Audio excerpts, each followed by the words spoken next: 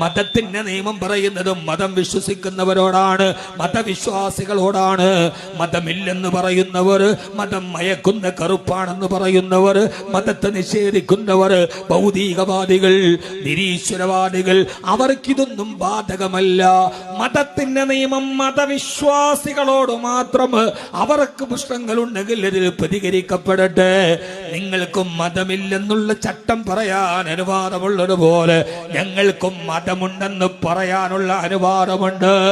1000 ഫറോവമാര് ഉറഞ്ഞു തുള്ളിയാലും മതത്തിന്റെ നിയമങ്ങൾ പറയേണ്ടതുപോലെ പറയേണ്ട സമയത്ത് പറയുന്നത് തന്നെ ചെയ്യും.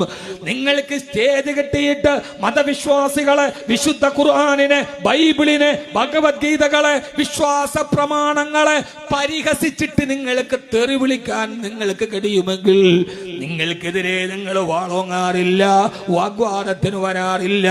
അതേപോലെ മതത്തിന്റെ നിയമം മാന്യമായ ഭാഷയിൽ പറയാൻ മതത്തിന്റെ നേതാക്കൾക്ക് അനുവാദമുണ്ട്. സഹോദര സഹോദരി, മതവിശ്വാസികളോടാണ് ഇത് പറയുന്നത്. യുക്തിവാദികൾക്ക് എന്ത് മറുപടി, നിരീശ്വരവാദികൾക്ക് എന്ത് മറുപടി, സന്ദേഹവാദികൾക്ക് എന്ത് മറുപടി, ഭൗതികവാദികൾക്ക് എന്ത് മറുപടി? മതം എന്നത് മനസ്സിലോട്ട് കയറ്റിയവരോടാണ് ഈ മറുപടി.